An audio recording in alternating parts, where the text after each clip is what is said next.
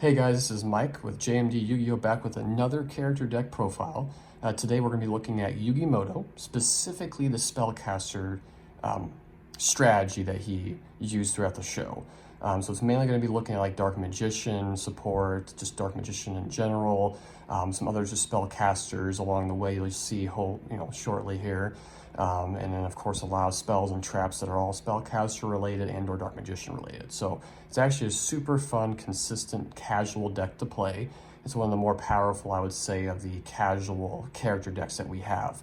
And so yeah, I hope you guys enjoy it. Feel free to drop a like, subscribe, and comment. Just let us know who you'd like to see next. Check us out on Instagram as well. We post a lot of almost daily photos.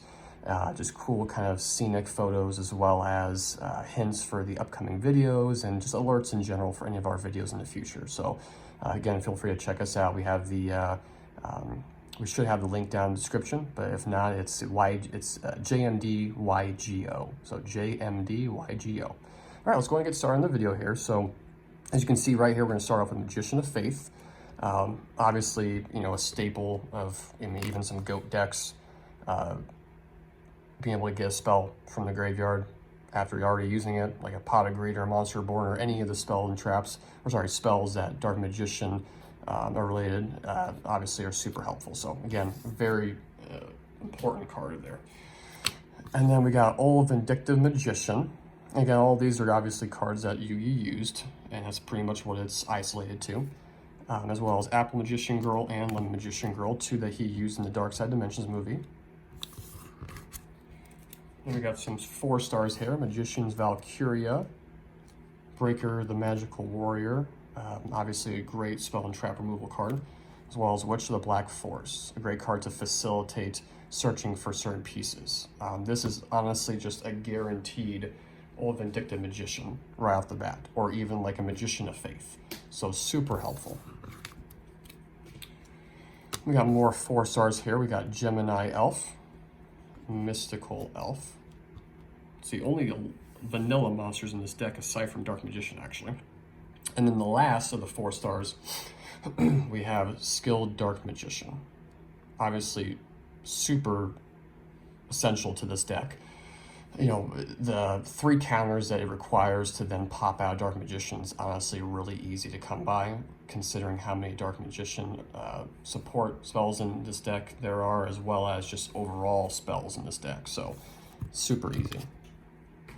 Now into the tribute needing monsters, we have the Tricky. Being able to special summon from your hand is super helpful just to be aggro, as well as Dark Magician Girl. And of course we have the 3 copies of Dark Magician. All the arts from Dark Side Dimensions, just because I think they're pretty cool. Then some of the bigger kind of boss monsters. We have Paldeum Oracle Mahad, probably my favorite card in this deck. I mean, you would be surprised how often you draw it in your opening hand, but quite often you'll actually get it as your draw phase and be able to summon it. And I could be wrong. I don't think you can summon it just from drawing up your opening hand. I don't believe so. But correct me if I'm wrong. And then of course we have Dark Magician of Chaos, so Democ, and then Sorcerer of Dark Magic. You'd be surprised how often you can get that card out, considering, specifically needing 2 level 6 or higher spellcasters, but you can really pop out some Dark Magicians in this deck. Then the last little monster here is Magician of Black Chaos, as well as Black Magic Ritual. You occasionally get it out, but again, it's just for fun, so just having it in there is worth it. Then we got Pot of Greed as well, another draw spell, quote-unquote, Gold Sarcophagus, as well as another staple of our many character decks, Monster Reborn.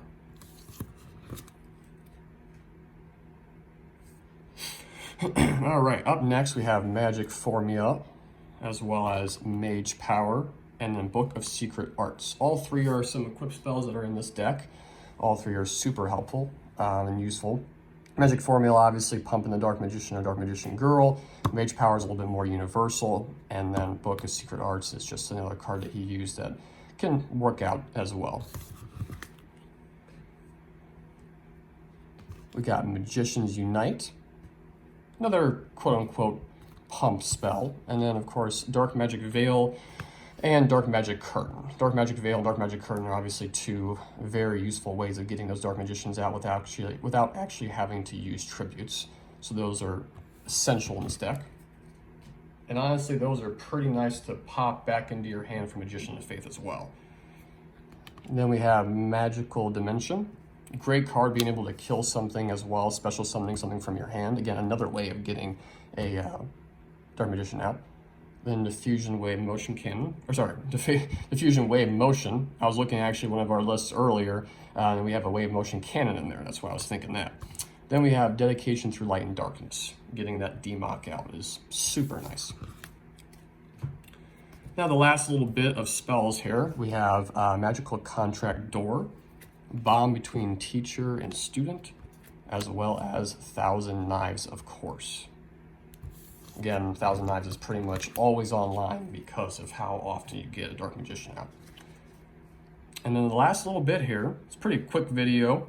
We have a couple traps here. We have Magician's Defense, Dark Horizon, and Dark Renewal. Dark Renewal is a great card.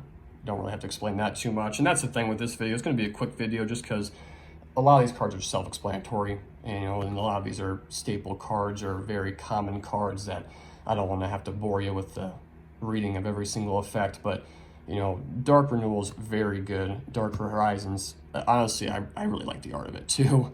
But Magician's Defense as well. And I'll go ahead and read Magician's Defense because while you control a spellcaster type monster, any damage you take is halved. And so then, if it were to be sent from the field to the graveyard, you can target one spellcaster type monster in your graveyard, special summon it. So it's a double whammy. Super, super, super useful. And then the last two cards of this quick little deck profile here, we have Magician's Circle, as well as Black Illusion.